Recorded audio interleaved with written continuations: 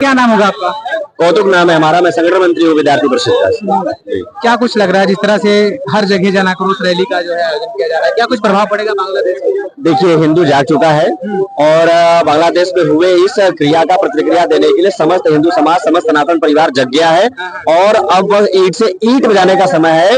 वो समय खत्म जब ये लोग कहते थे कि नेकी कर दरिया में डाल। आजकल का समय जो है, अब हम नेकी भी करेंगे और सवाल भी पूछेंगे। और ये सवाल पूछने के लिए लगातार पूरे भारत में जन आक्रोश एक साथ, आप देख रहे होंगे कि 22, 23, 24 से ये लगातार संघर्ष चल रहा है। और ये संघर्ष भारत सरकार को भी एक चेतावनी देता है कि अगर जल्द से जल्द उस हिंदू भाइयों को जो अल्पसंख्यक कहे जाते हैं बांग्लादेश में, अगर उनके लिए कोई कार्यवाही नहीं करती है तो ये आक्रोश लगातार चालू रहेगा और ये आवाज दिल्ली से उठ के बांग्लादेश में जाने के लिए भी सक्षम है। हसीना मलिक यहाँ पे आ गई है, क्या उनको आना यहाँ पे ठीक है? देखिए मैं आपको बता दूं कि यह आज की परंपरा नहीं है। वसुधैव कुटुंबकम की बात बहुत पुराने समय से कर रहे हैं और हमने बहुत लंबे समय से हमने यहूदियों को शरण दिया। और जब भारत और पाकिस्तान का बंटवारा हो रहा था तो हम सभी जानते हैं कि जब ये नियम बनाए गए कि यहाँ पे जो रहना चाहता है रह सकता है और पाकिस्तान में केवल मुस्लिम रहेंगे, तो हम पहले से ही वसुधैव कुटुंबकम की बात करते हैं और अतिथि देवो भव की बात करते हैं। तो वो हमारे देश में अतिथि के रूप में आई है। ठीक है, अरे मेहमान है, मेहमान के रूप में इनको आप सेवा सरकार करें, ठीक है। लेकिन क्या जिस तरह से वो लोग हिंदू के साथ अत्याचार कर रहे हैं, क्या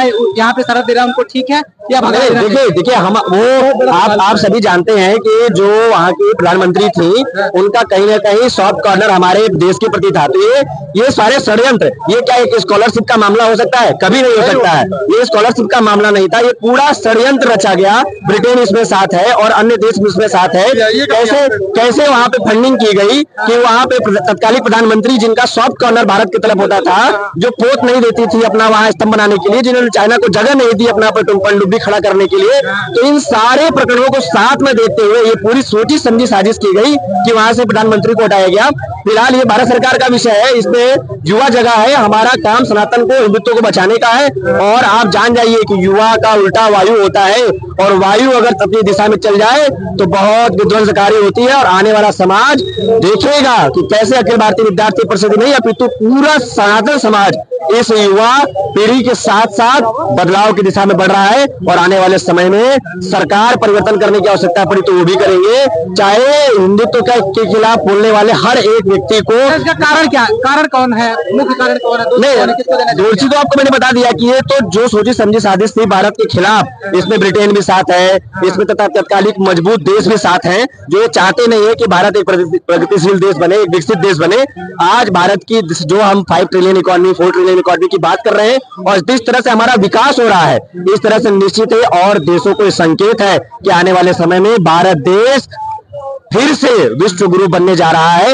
इसीलिए ये जो मादा हुए हैं, अपने मद में मादा हुए हैं और ये तमाम तरह का षड्यंत्र कर रहे हैं, उनको रोकने के लिए भारत सक्षम है। और आप ये देख रहे हैं आज सारे जो सनातन धर्म के युवा तरुणाई हैं आज सड़क पे हैं और ये दिल्ली तक जाने की क्षमता रखते हैं। प्रभाव पड़ेगा इससे प्रभाव पड़ रहा है। आज आप देखिए कि कैसे हिंदू एकजुट हो रहे हैं और प्रभाव इतना पड़ रहा है कि सरकारें हिल रही हैं। अच्छा, आप बांग्लादेश की मीडिया, हाँ, आप मीडिया का काम देख रहे हैं। आप बताइए कि जिस तरह से प्रारंभिक अवस्थाओं में, जैसे शुरुआती दौर में जो फोटो वीडियो हम सभी को देखने को मिल रही थी, क्या वो फोटो वीडियो देखने को मिल रही है? लगातार वो उसमें घटावट आ रही है, यानी कि उसका प्रभाव बांग्लादेश में पड़ रहा है। और ये इस यात्रा के बाद, मतलब 22, 23, 24 की यात्रा के बाद हम सभी निश्चित ही बड़ा बदलाव की तरफ देख रहे हैं और बड़ा बदलाव होने वाला है। क्या इस जनसभा को भाई रूप देना चाहेंगे आप लोग? लखनऊ या दिल्ली जैसी बातें करी जा रही है, तो क्या वहां तक जाने का? देखिए, ये संपूर्ण भारत में व्यवस्था चल रही है। हम सौभाग्यशाली हैं, कुछ भुवनपुर वासी इस व्यवस्था को बड़ा स्वरूप देने का प्रयास कर रहे हैं और हम चाहेंगे कि यह स्वरूप संपूर्ण राष्ट्र नहीं अपितु संपूर्ण विश्व में प्राप्त हो। कि अपनी संस्कृति के लिए, अपनी व्यवस्थाओं की रक्षण हेतु यदि हम अपने लोगों के लिए खड़े नहीं हो पाए, यदि हम किसी शरणागति को शरणागत न दे पाए तो हमारा क्या अस्तित्व रह जाता है? यदि हम अपने धर्म के लिए नहीं बोल पाए, इस मानव समाज की संरक्षण के हेतु बात कर रहे हैं। बात सिर्फ हिंदुओं की नहीं है, बात बौद्ध मतों की है। ये सारे बौद्ध संप्रदाय के जो अपने आप को बहुत बड़ा बौद्धवादी कहते हैं, जब बौद्धों के मठ तोड़े जाते हैं, बहन बेटों के अस्मिता का भक्षण किया जाता है, जब रक्षण करना चाहिए तो भक्षण किया जाता है, तो ये सारे लोग किस गुफा में छुप जाते हैं, किस बिल में छुप जाते हैं, जो अपने आप को बताइए दलित से ज्यादा वहां कौन है, किसके साथ अत्याचार हो रहा है? जब दलितों के हितों की बात करने वाले ये लोग छुप जाते हैं, परंतु हम सब उसमें व्यवस्था के लोग हैं जो कहते हैं संपूर्ण विश्व एक है, संपूर्ण विश्व हमारी माँ है, हमारा परिवार है, वसुधैव कुटुंबकम की भावना रखते हैं हम अपने आराध्य श्री राम जी को मानते हैं, जो कहते हैं कि एक राजकुमार अपनी अंतिम पंक्ति पर बैठी माँ भीलनी से मिलने जाएगा, समाज को एकजुट करने का कार्य, ये यही समझ जनमानस। और एक बात याद रखिए, भगवान हनुमान जी महाराज जब पहुंचे रावण के दरबार में, जब उन्हें मेघनाथ ले गया तो उनसे पूछा कि आपको फल खाने थे, आपने वृक्षों को क्यों उखाड़ दिया?